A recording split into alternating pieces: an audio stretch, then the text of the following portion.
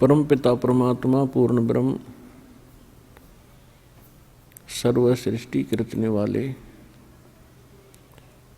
कबीर परमेश्वर जी की असीम रजा से आप परमात्मा की प्यारी आत्माएं सत्संग सुनने के लिए उपस्थित हुए। आज का जो सत्संग समागम है एक विशेष दिन के उपलक्ष्य में ये किया जा रहा है। ये फाल्गुन मास की द्वादशी वो शुभ दिन है। इस दिन परमात्मा सतलोक से चलकर आए थे और अपनी प्रिय आत्मा आदरणीय गरीबदास साहिब जी गांव छुडानी जिला झज्जर हरियाणा वाले को ये खेतों में जंगल में मिले थे। एक जिंदा महात्मा का रूप परमेश्वर बनाए हुए थे।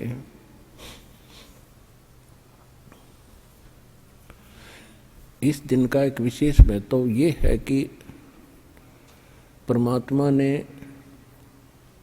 अपना एक ऐसा दृढ़ गवाह बनाया जिसने परमात्मा को देखा, परमात्मा के उस स्थान को देखा जिसके विषय में परमात्मा बहुत पहले से कहते आ रहे थे कि एक ऐसा स्थान है जहाँ कोई दुख नहीं, कोई रोग नहीं, कोई कष्ट नहीं, कोई टेंशन नहीं, किसी चीज़ का अभाव नहीं, वहाँ वृद्ध अवस्था नहीं, मृत्यु नहीं। लेकिन हमने जो अज्ञान ग्रहण कर रखा था उसके आधार से हम परमात्मा के उस विचारों पर, ज्ञान पर हम विश्वास नहीं कर पाते थे। तो फिर परमेश्वर ने अपने कुछ गवाह बनाए ताकि ये मेरी गवाही दे, आँखों देख कर प्रमाणित करें, जिस कारण से आने वाले समय में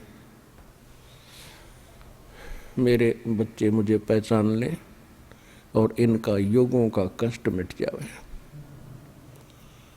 असंख्य जन्म हो गए हमको इस काल के जाल में, जन्म और मृत्यु में।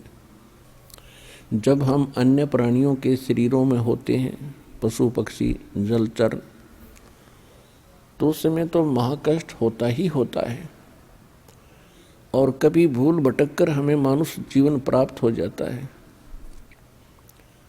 तो इस मनुष्य जीवन में भी हम महादुखी होते हैं क्योंकि हम शुभ कर्म नहीं कर पाते जो शास्त्र अनुकूल साधना के होते हैं।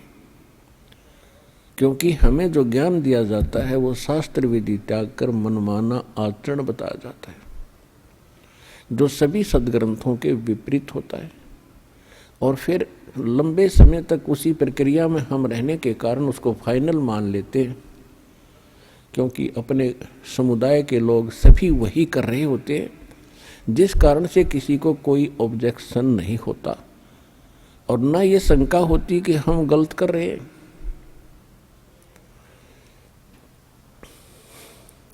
इस भूल को मिटाने के लिए परमात्मा स्वयं आते हैं। यहाँ पर दो शक्तियाँ काम कर रही हैं।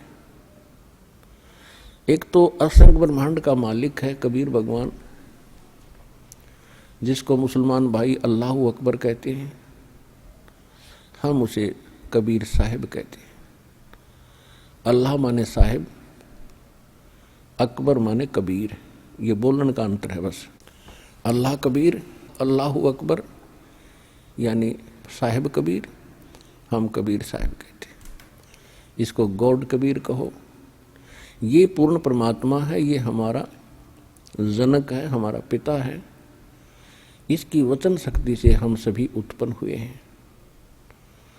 वो हमारे लिए दुखी रहते हैं कि किसी न किसी तरह इन भोली आत्माओं को उस स्थान का पता लग जा जहाँ ये रहा करते थे, सुखी थे, कोई कुछ कष्ट नहीं था, कोई मृत्यु नहीं थी, वृद्धावस्था नहीं थी और किसी चीज़ की कमी नहीं थी। और यहाँ दूसरी शक्ति है जिसके अंतर्गत हम फंसे हुए हैं, यहाँ ये ब्रह्म है, सरपुरुष है, इसको ज्योत स्वरूपी निरंजन काल भी कहते हैं। इस काल ने एक ऐसा भयंकर जाल बना रखा है कि जीव को परमात्मा की जानकारी ना हो और जितने कर्म ये करे वो कर्म बिगाड़न के करे, शुभ ना कर सके। और दूसरी, इसने अज्ञान फैला दिया, ये नकली पंथ संत बनवा के, और इन जीवों को ऐसा दृढ़ कर दिया उस अज्ञान के अंदर। जब परमात्मा स्वयं भी आते हैं तो भी हम परमात्मा के उन वचनों पर विश्वास नहीं करते थे। इसलिए परमात्मा परमेश्वर कबीर जी ने अब एक विकल्प खोजा। उन्होंने अपने गवाह तैयार किए कि ताकि ये मुझे पहचाने और मेरे स्थान को जाने, फिर अपने बहन भाइयों को ये आँखों देखा ज्ञान सुनावे। जब हम आँखों देख लेते हैं किसी वस्तु को, फिर हम दृढ़ता के साथ कहते हैं, फिर हम विचलित नहीं हो सकते। और यही कारण रहा कि जिन महापुरुषों को परमेश्वर आकर मिले, जो अपने उन्होंने एक साक्ष्य तैयार किया, साक्षी तैयार किए, उन्होंने फिर सारा संसार एक तरफ और वो अकेले एक तरफ रहे, क्योंकि वो भगवान से मिल चुके थे, परमात्मा को देख चुके थे। गीता अध्याय नंबर 18 के श्लोक नंबर 62 और गीता अध्याय नंबर 15 के श्लोक नंबर 4 में गीता ज्ञानदाता स्वयं कहता है कि अर्जुन, तू सर्वभाव से उस परमेश्वर की शरण में जा, उसकी कृपा से तू परम शांति को और शाश्वतम स्थानम,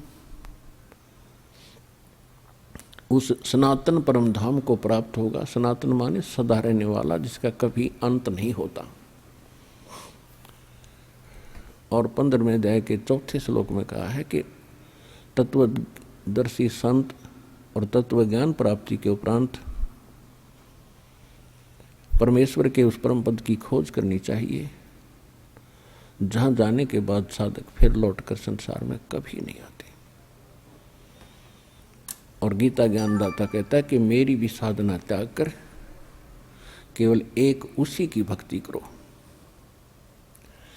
अब इसने परमात्मा के डर से ज्ञान कुछ सदग्रंथों में तो सही दे दिया, लेकिन अपनी प्रेरणा से ये संत बेच के,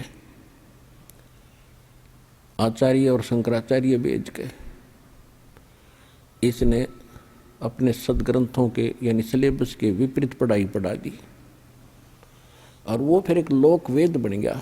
हजारों वर्षों से हम उसी को सुनते और सुनाते आए। उस अज्ञान को हटाने के लिए परमेश्वर को स्वयं आना पड़ता है। ये सन 1727 विक्रमी संवत 1784 की बात है,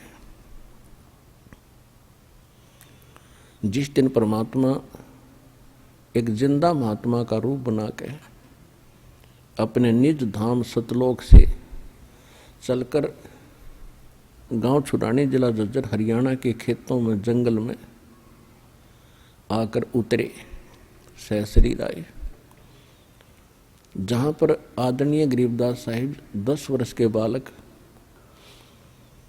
अन्य साथी गवालों यानी पालियों के साथ गौवे चरा रहे थे। उस समय उनकी आयु 10 वर्ष की थी। तो उस समय में कुछ गर्मी बन जाती है, जैसे ये मौसम आप देख रहे हो। अब तो थोड़ी वर्षा सी होकर के कुछ ठंडक सी बन गई, नहीं आजकल, पहले और भी खुशक अक्षेत्र था। गर्मी बन जाती है तो दिन के 10 बजे के आसपास सभी गवाले एक जांडी के पेड़ के नीचे अपना भोजन कर रहे थे। गौवे इधर उधर चल रही थी, कुछ बैठी थी वृक्षों के नीचे। 10-20 अन्य और पाली थे, 7-8-10, और एक गरीबदास जी 10 वर्ष के थे। वो सबसे छोटे बच्चे वही थे और वो गरीबदास जी का अपना ही जंगल था, अपना ही खेत थे। इनका मूल गांव जो है गांव करौथा, जिला रोहतक, हरियाणा में, और इनके नानके थे गांव छुडानी में। गरीबदास जी के कोई मामा नहीं था, इसलिए इनके नाना जी ने गरीबदास जी के पिताजी को वहाँ घर जमाई रख लिया था। जमीन लगभग 1400 एकड़ थी। उसका वारिस कोई ना होने से अपने दामाद को श्री शिवदयाल जी ने वहाँ रख लिया था। छुडानी जाने के लगभग 12 वर्ष के बाद, 12 वर्ष के उपरांत गरीबदास जी का जन्म गांव छुडानी, जिला झज्जर में हुआ था। जमीन बहुत घनी थी, वर्षा पर आधारित होते थे। वर्षा हो जाती थी, कुछ कणक बीज दी जाती थी, बाकी क्षेत्र वो चरागाह बनाया करते थे और पशुपालन ही अधिक किया करते थे। उस दिन भी गरीबदास जी पाली गए हुए थे। एक जांडी के पेड़ के नीचे वो खाना खा रहे थे। गरीबदास जी का जन्म सन 1717 विक्रमी संवत 1774 को हुआ, वैशाख पूर्णमासी को। तो ये सन 1727 यानी संवत 1784 की बात है। फाल्गुन उतरते की द्वादशी यानी सुदी द्वादशी, चांदनी द्वादशी, दिन के 10 बजे परमात्मा वहाँ उनके पास एक साधु रूप में आए, जहाँ वो सभी ग्वाले पाली आहार कर रहे थे, रोटी खा रहे थे। उस समय आतिथ्य सत्कार बहुत होता था, साधु संतों को विशेष आदर दिया जाता था। तो वहाँ ग्वालों में, पालियों में 50 वर्ष के, 40 वर्ष के, 20 वर्ष, 28, 17 और छोटे बच्चे गरीबदास जी 10 वर्ष के थे। जब परमात्मा उनके पास से निकट आए, जैसे कोई यात्री होता है, तो सभी ने कहा कि महाराज राम राम। परमात्मा ने कहा भाई राम राम। कहा आओ महाराज खाना खाओ। परमेश्वर ने कहा भी खाना तो मैं अपने गांव से खा कर आया हूँ। कौन गांव है आपका? परमात्मा ने कहा सतलोक गांव है मेरा। फिर सभी ने कहा जी खाना नहीं खाओगे तो दूध तो पीना ही पड़ेगा। हम साधु संत अतिथि को बगैर कुछ आहार किए नहीं जाने देते, ये तो आपने स्वीकार करना ही पड़ेगा। परमात्मा आए तो इसीलिए थे। तो परमेश्वर ने कहा भी ठीक है मैं दूध पीऊंगा, लेकिन मैं कंवारी गाय का दूध पीता हूँ।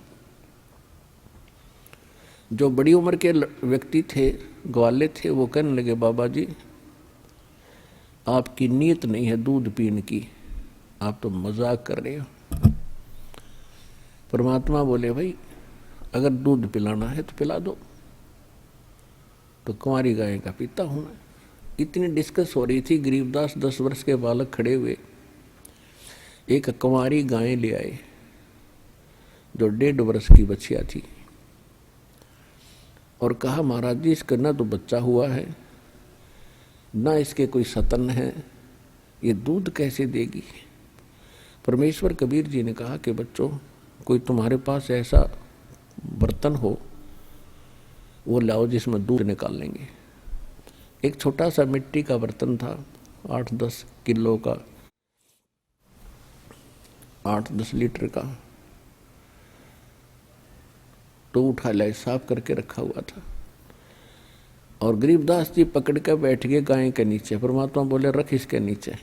पकड़ कर बैठ गए गाय के नीचे, सतनों के नीचे। परमेश्वर खड़े हुए और बच्चिया के कमर पर हाथ थपकी मारी।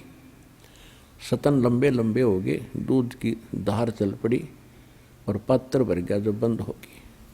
बोलो सतगुरुदेव, बंदी छोड़ कबीर साहेब की जय।